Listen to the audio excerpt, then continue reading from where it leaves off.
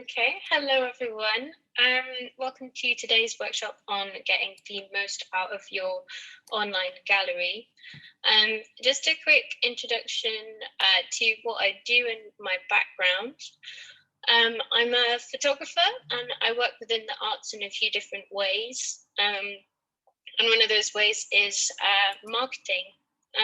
And this last year has really made me want to be a bit more involved in community arts. And Outside In has kindly taken me under their wing. So I think this is the first official group session that I've ran. So you'll have to bear with me if I show any nerves. So if I go on, can all of you see that all right? Yeah? Okay. So you've made a gallery on Outside In. What next? So in today's session, we will be covering a few different ways to get the most out of your online presence. And that will be starting out with keeping your gallery up to date and networking and self-promotion. And some of these things won't be for everyone. And some people might feel that they're not ready for this yet, but it's just some helpful information to guide you along the way. So feel free to pick and choose what you find important, and if it's not useful for you now, perhaps it will be 6 months down the line. And if you have any questions, feel free to put them in the chat box, and at the end I can go over them and answer them, or at the end there'll be time for you to ask questions then as well. Okay. Great. Okay. Well, before we get into the thick of it, I just wanted to get yourself to ask these questions, as they are key to figuring out whether you need to update your gallery or not. So, what is your voice? What do you want people to know when they find your artwork? What do you want to share? Am I exploring different themes compared to a year ago? These questions will help guide you in knowing whether it's time to refresh your online presence. Keeping your gallery up to date means uploading photographs of your new artwork, refreshing your statement, updating any contact information if you choose to share that, of course, and updating your profile picture as well, because it's representative of you. But that one's a bit obvious. For a lot of people, this last year has obviously been quite challenging for their art practice. Many people I know haven't been able to access studios or equipment, or have also simply just not felt like making artwork, or the same artwork that they were used to making anyway. And this has led to an exploration in mediums for some people. So some people may have shifted from photography to needlework or sculpture to painting. And hello, new people. And where was I? And many people have basically began to explore different themes and hooks within their work. And it's really important to document these shifts in artist development and ideas, and to keep your audiences aware of your growth as an artist. Hi to the new people that have just joined, by the way. Okay, so uploading new artwork. So your online gallery is essentially like a CV. It's a reflection of who you are. So it's important to upload new artworks as your practice changes and develops. So really have a think about if you've created anything throughout this last year, and question yourself on whether this is the kind of work that you will take forward in your practice, and if you want to share it with the world.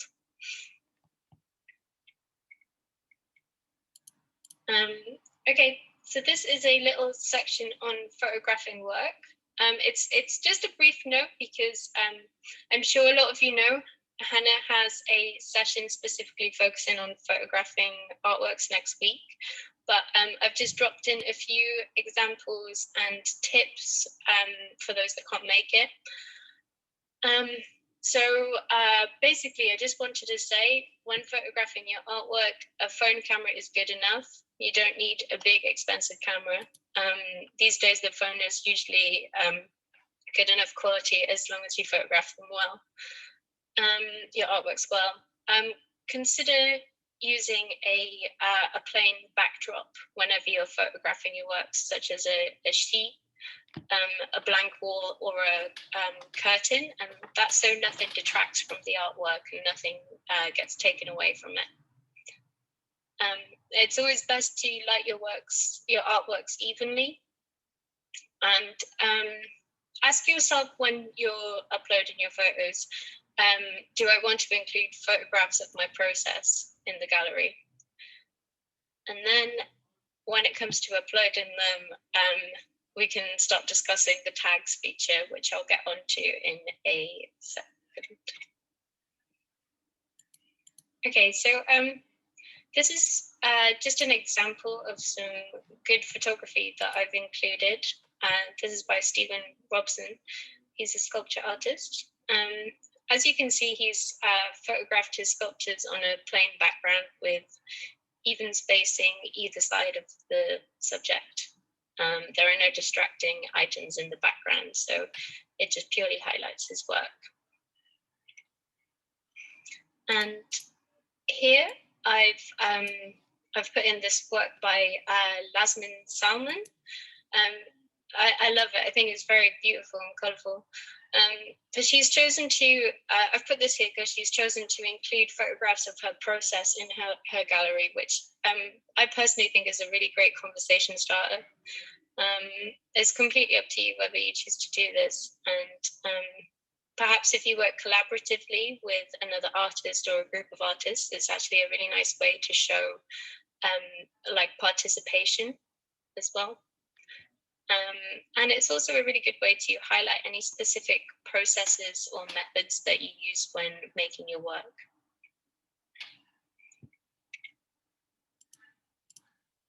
Okay, so now we are on to the tags section, which I'm sure some of you will be very familiar with this when you upload works to the website.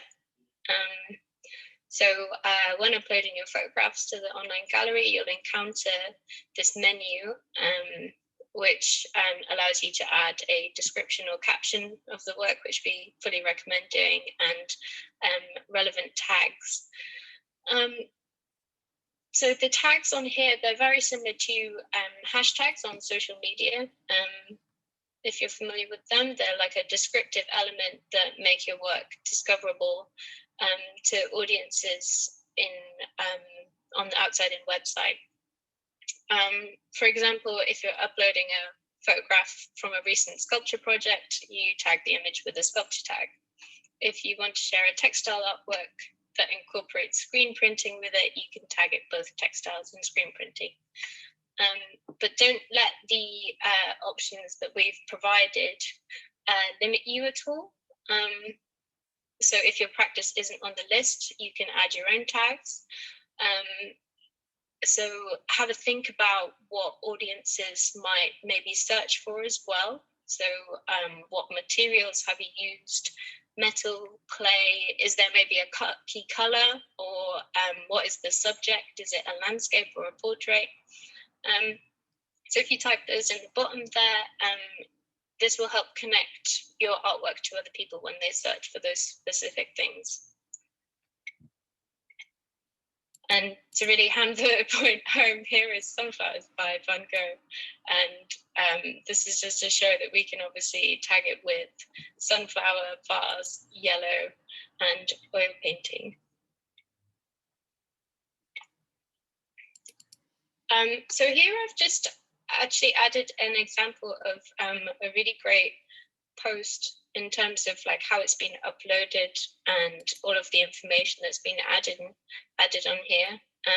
So it's by Louise Scott. As you can see, she's included the dimensions of her artwork, a description of her influences and processes, and there's 8 tags to describe what we're looking at, which is great. She's gone into loads of detail with it. So we have monochrome, green, abstract, pyramid, and more. And so there's a lot there for when people, if somebody's searching for artworks that are green, they'll type in green and Louisa's work will be immediately brought to them, which is really handy. Okay.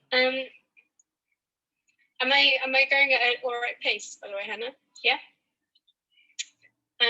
So refreshing your statement.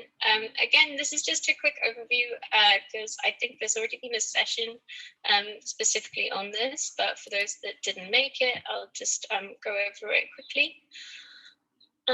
As many of you know, the bio section on your gallery is like the best place to find out factual information about yourself and your practice and your achievements. And your artist statement can describe your work, how you create, the themes that you explore, key moments in discovery, turning points, as well as achievements such as like commissions, collaborations, and skills. And having a good statement is important, as when you need to, you'll need to send it out anytime you submit to any art competitions, open calls, funding applications, or if your work gets published in a paper or a magazine, they will usually request a short statement about yourself. And so it's really important to check in on this quite often, and every 6 months or so, just to get yourself to think like, have I changed what I'm making? Am I still looking at the same things? Okay. So this is a section on networking. We're asking our artists to be more interactive on the site with each other, and for many people, myself included, at one point, I always thought that networking had been built up to be this really big thing, when in actual fact it's just saying, I really like what you've done, can you tell me a bit about how you've done this? Or even, I'd love to make something like this, do you want to collaborate? It's basically about introductions and nice conversations. And I think when you think about it in that way, it kind of takes the pressure off a little bit. And so I just wanted to say, networking isn't just for people in suits. And network in a way that best suits you, or that works best for you. So if approaching people in a gallery makes you feel uncomfortable, or you can't do that, make use of online tools that are available to you, such as like comment sections, emailing, social media in general. And one of the great features of the outside in gallery is the ability to comment on other artists' work. And in general, we encourage our artists to build a conversation by asking questions behind any like processes they've used or any themes that they're exploring. Or you could even just give a thumbs up and say, this is great. And we think that this really helps like build the community on the website, and it helps build confidence and opens any doors for collaborations.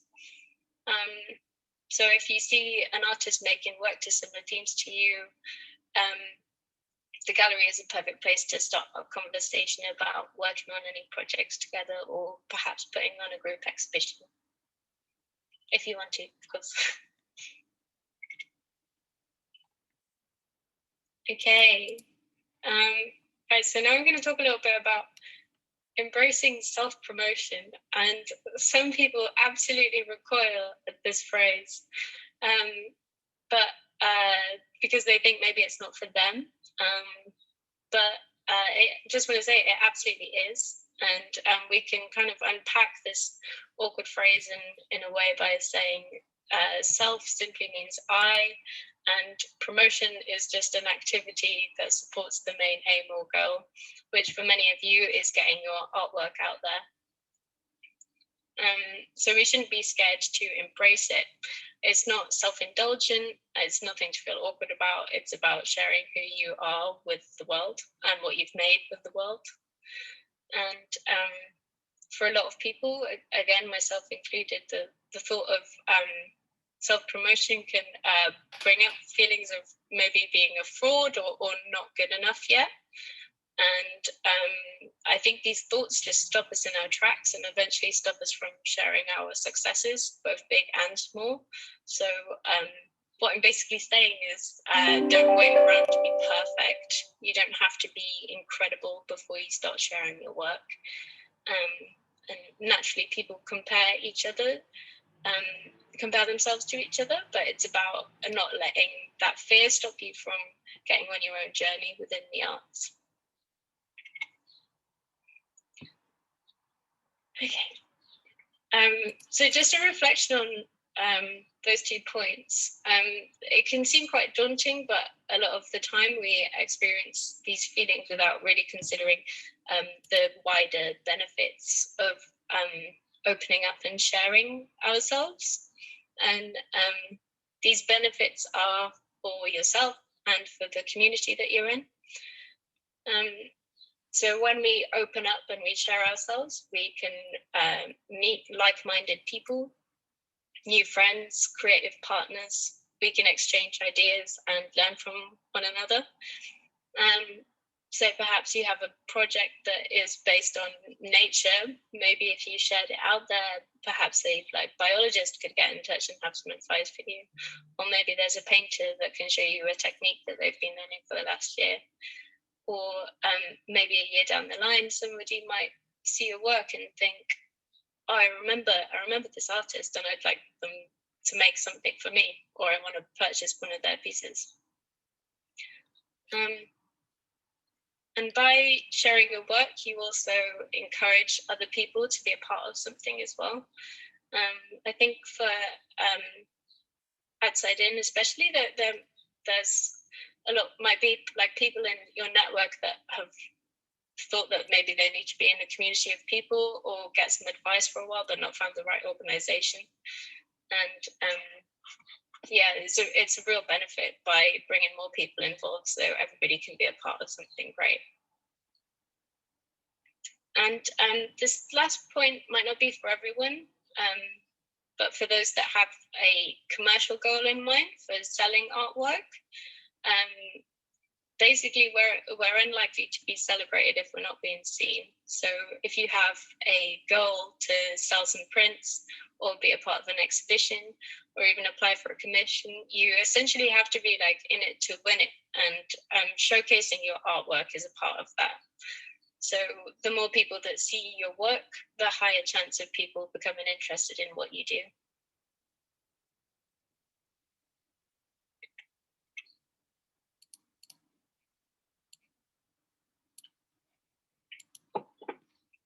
Okay, so at this point, you've got your gallery updated and you've updated your bio and you've tagged your images. So it's time to share your work with the wider public. Again, I just want to reiterate, it's not about being self-indulgent. It's about just putting yourself out there. The outside-in gallery can essentially function as a website. And with any website, the key is to direct people or traffic to it. So audiences can learn more about you and what you're about.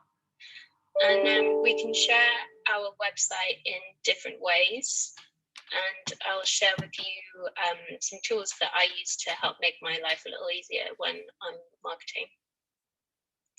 And one of the main ways that I do that is through social media. And many people might not actually like the idea of using social media or feel a pressure to update it all the time. But for some people, social media is a platform for sharing your artworks with your friends or your family and the larger artistic community. And it can be seen as a place to extend a network of like-minded artists. Again, it's not essential, but it's very much a part of visual culture. So I think it's important to cover it for that reason. And then towards the end of this, I'll go over business cards and adding an email signature, because they're great tools to basically market your gallery further.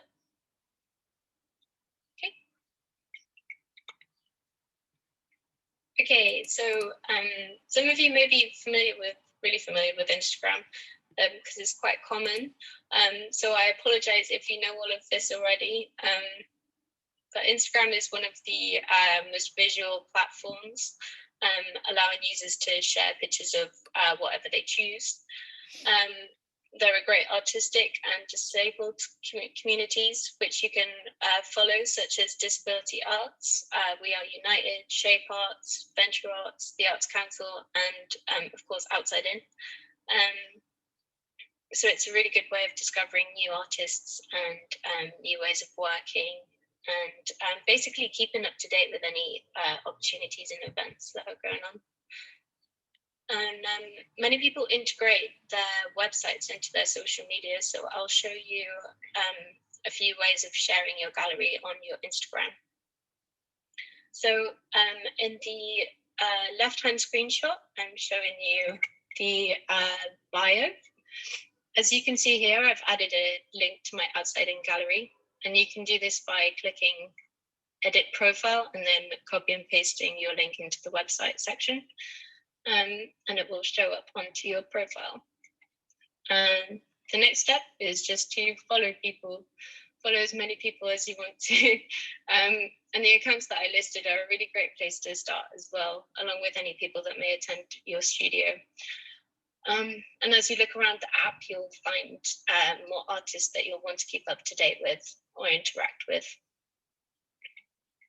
And on the right-hand side here, this is the plus sign, and when you click on it, you get to upload your work. So the key here is just to post really often, maybe a couple of times a week, and that will like help build your following of people looking at your work. So I've included an example here. It's actually of an Outside In post. Showcased in, I think her name's Lucia Duramis's work. And like the captions section, the captions and descriptions section of Outside In, this is a great place to update people on what you've made, any anecdotes, and just any information about yourself. If you've attended any seminars, or you're working on a commission, or you just want to talk about your process, this is a really good place to put that. As you can see here, this blue text, these are their hashtags, which serve the very same purpose as the tags on the Outside In website. So they're a descriptive element that make your post searchable. And anyone on Instagram that searches for these words will be brought this artwork, and they'll be able to see it and comment on it. So it's a great way of showing your artwork to the world. So that's Instagram. And the next one's Facebook. But this is just a brief note, as Facebook is more of a personal account. However, there's still space to share the work that you've created with your friends and family.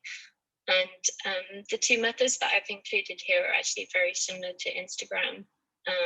So firstly, on the left-hand side, you can see that I've added a link underneath my profile picture. And this is a clickable link. So if you click on it, it'll just take you directly to the Outside In gallery page. So this is kind of nice, basically just to say, I'm an artist, here's the work. And secondly, on the right-hand side, this is just a post of, I've used Chaz Waldron's work as an example. Just sharing your page often is a nice thing to do, just with a little tag saying I've uploaded some new work, will you check it out? And even getting your friends and family to share it further as well, that's always a nice way of showing people new work. So I fully encourage that. Also, I find with this, it's like the more that you share it on these platforms, people outside of your circle get a chance to see what you're doing as well. And that's always interesting to get a non-artist's perspective on your work. Okay, so email signatures. Another simple way of sharing your gallery for free and in a really easy way is to add a email signature. It's just a block of text that automatically appears at the end of an email. So anytime you contact someone, you have your name, your email address, and your not your email address, your website and your phone number, and that way your anybody that you're trying to can directly be sent to your gallery. Again, there's not for everyone though. Some people might think that they don't want to share this information with everybody that they're emailing, but it's essentially like a online business card in a way. And if you look into your email provider settings, there'll be a section that says add a signature, and that's where you can do this.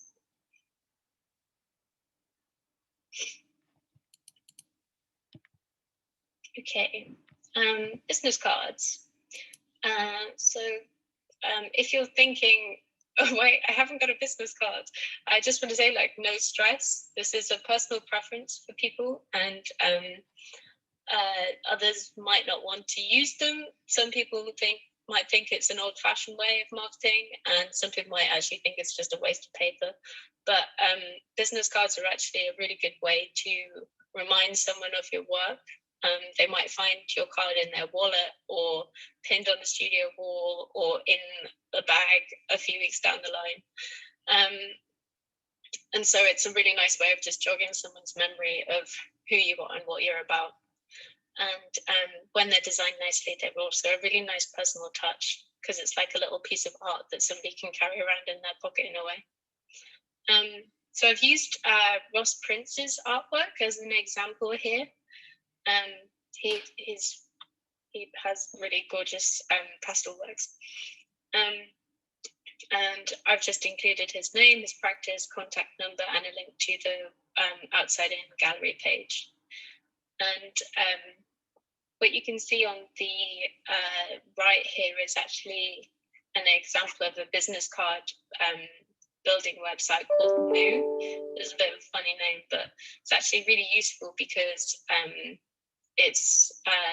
there's loads of templates online for you to work with, and you just basically add your artworks onto the back of the business cards, and you can upload like 5 different designs, I think, on this one, and the website is very user-friendly, which is good for people that maybe don't have experience working with design programs like Photoshop or anything. For 100 cards on here, it's about £30. So it's basically a choice as to whether you want to invest your money into something like this. And there's also other options as well, such as Vistaprint and Instant Print. But from my experience, they weren't as user-friendly. But also, I just want to say, if you feel like you're not ready for business cards, or if that's not necessarily your cup of tea, then again, that's totally okay. Okay, I think that's everything covered with regards to marketing stuff. I've just got a list of upcoming opportunities and events over the next month. And so there's the monthly share art session, which begins tomorrow at 1:30 till 3. And on the 23rd, I'm actually hosting one-to-ones to help people with any of the topics that I've covered today, or anything to do with the gallery. I'm around. And I think there's sessions left in the afternoon. So if you speak to Hannah, I think she can help you sign up to any of those if you want to get involved. And for those that don't know, there's the web app that's launching, which means you'll be able to access Outside In via your phone or a tablet. And Hannah's going to be hosting a session on that on the 27th. So again, you can get in touch and book some one-to-ones. And then on the 28th, there is a session on photographing your artwork, which will basically go a bit more in depth with the stuff that I went over today. So yeah, I hope this has been really helpful. This is the first time that I've done anything like this, so I hope I've been able to give you some tips. And basically, just if you have any questions, that would be fab.